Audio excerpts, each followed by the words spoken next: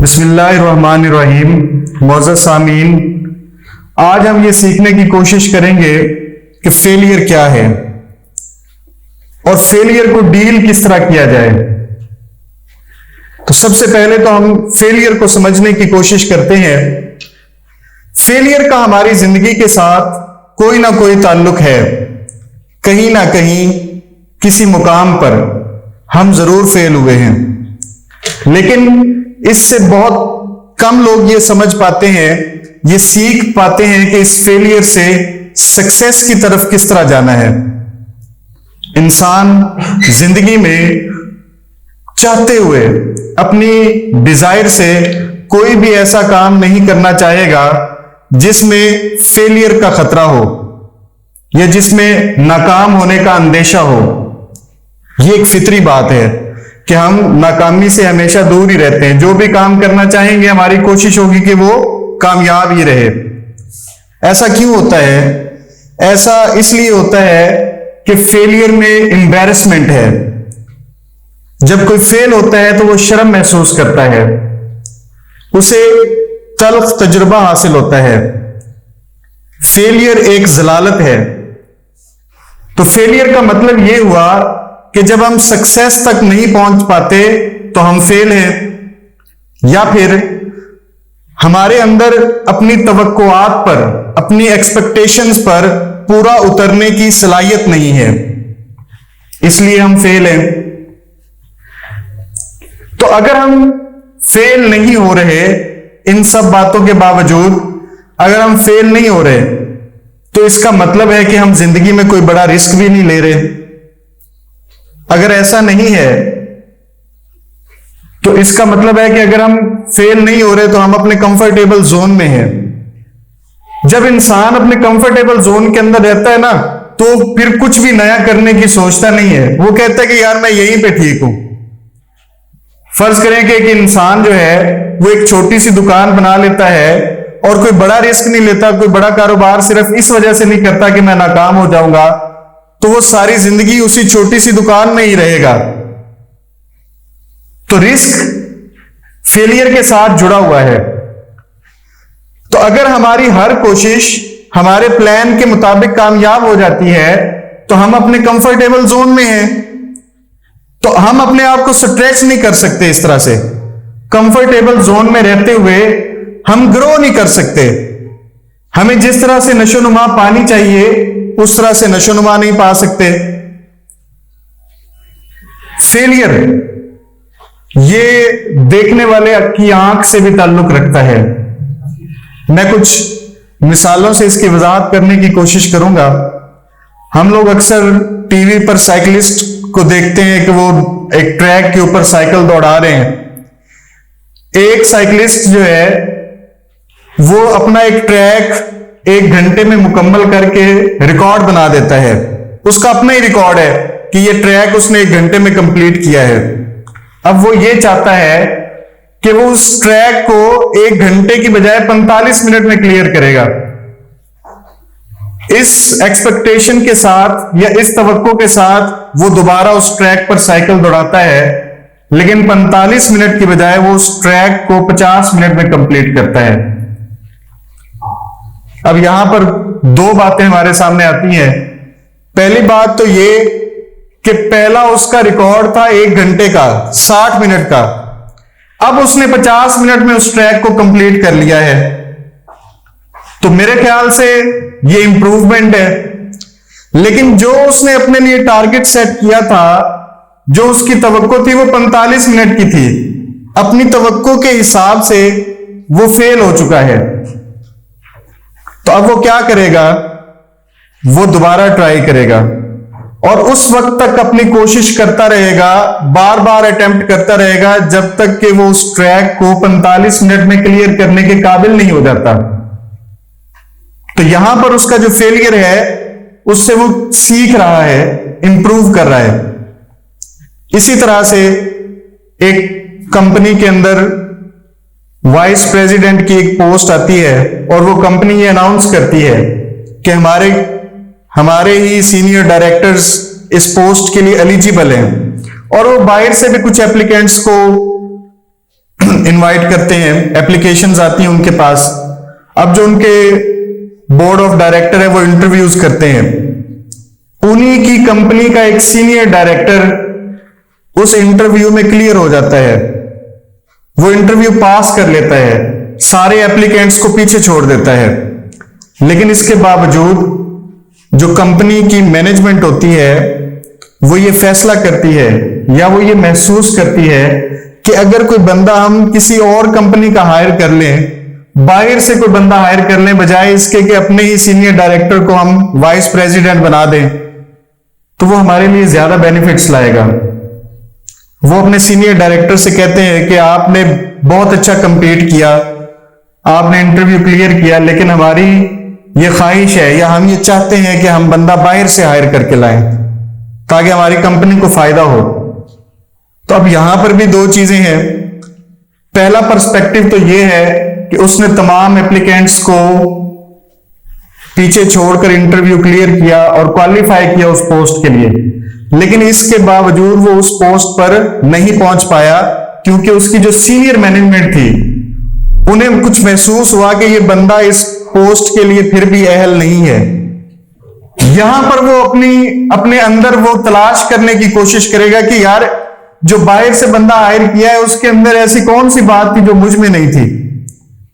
तो वो ट्राई करेगा अपने आप को इंप्रूव करने की, वो क्वालिटीज अडॉप्ट करने की कोशिश करेगा। सो failure can provide us a stimulus that adds energy and motivation. तो जब हमारे अंदर मोटिवेशन और एनर्जी आ जाती है उस फेलियर को लेकर, तो फिर फेलियर खुद बहुत पीछे रह जाता है। Acknowledge and welcome your failure. जब तक हम अपने फेलियर को एक्नॉलेज नहीं करेंगे और उसे वेलकम नहीं करेंगे, हम उससे सक्सेस हासिल नहीं कर सकते।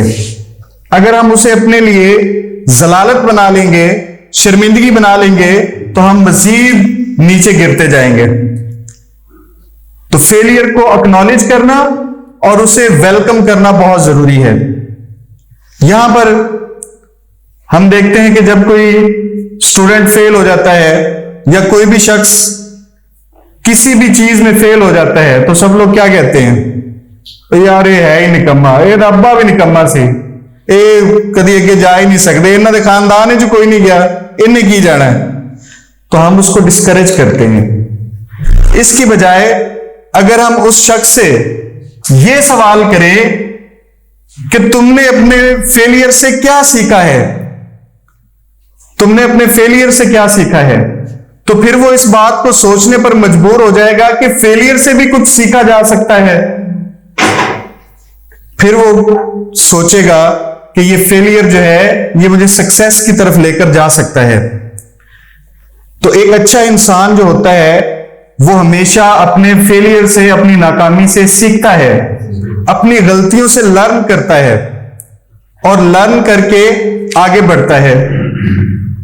अब जब वो लर्न कर रहा होता है तो वो डिफरेंट एक्सपेरिमेंट्स करता है। हम कोई तजुर्बा करते हैं, वो पहली दफा हमारा फेल हो जाता है, तो हम क्या करते हैं, उसको गिव अप कर देते हैं।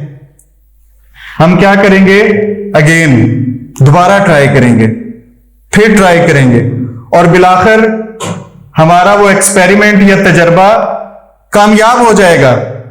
तो जब हमारा एक्सपेरिमेंट कामयाब हो जाता है तो आपका कॉन्फिडेंट लेवल जो होता है, कॉन्फिडेंस बढ़ जाता है, आपके अंदर खुद एतमादी आ जाती है और वो कॉन्फिडेंट आपको ब्रेव बनाता है, बहादुर बनाता है, आपको बुज़दिली की तरफ नहीं जाने देता।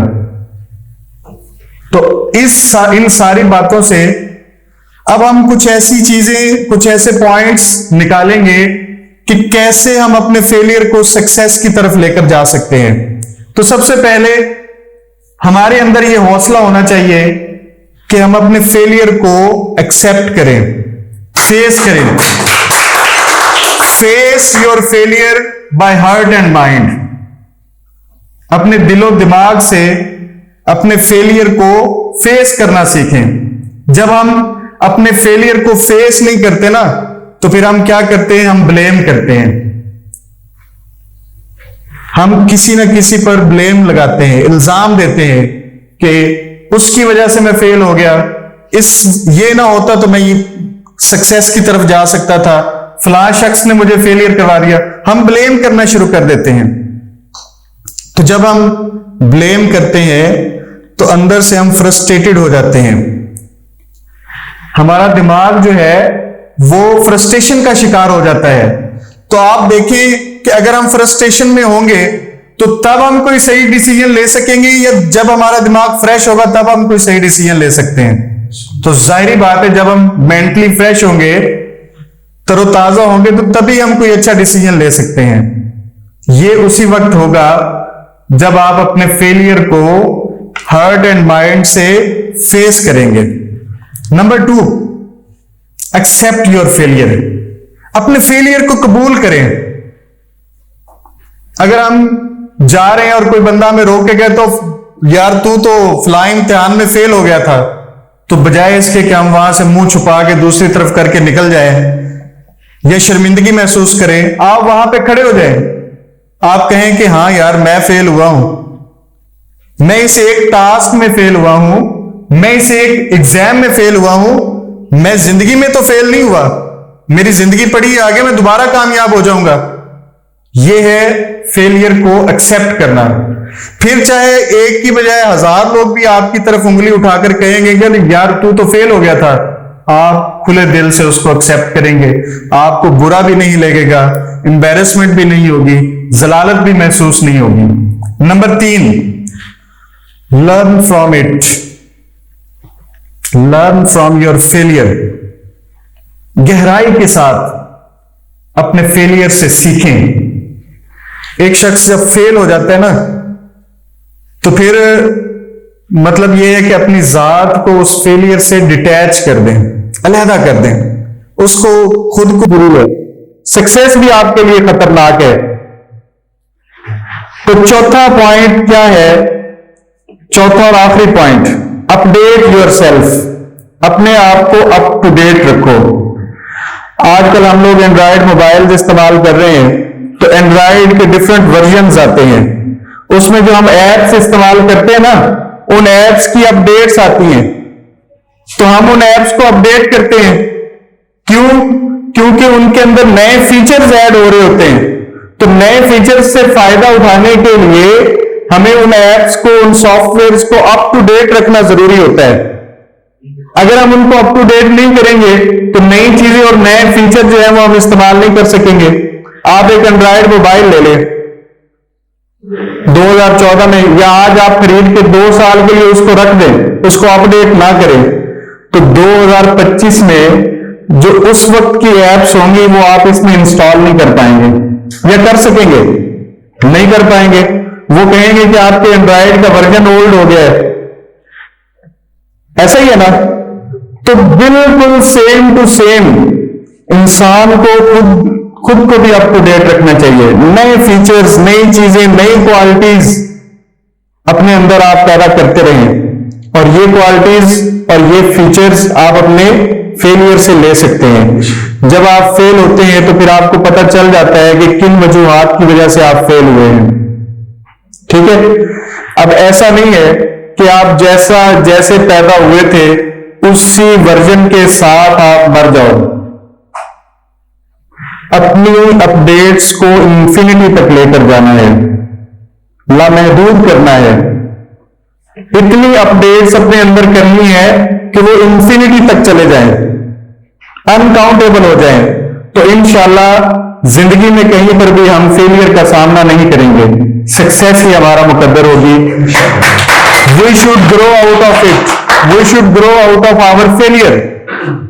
तो एक शेर के साथ मैं इख्तिताम करूंगा कि वो मर्द नहीं जो डर जाए हालात के खूनी मंजर से, वो मर्द नहीं जो डर जाए हालात के खूनी मंजर से, जिस दौर में जीना मुश्किल हो उस दौर में जीना लाजिम है। Thank you.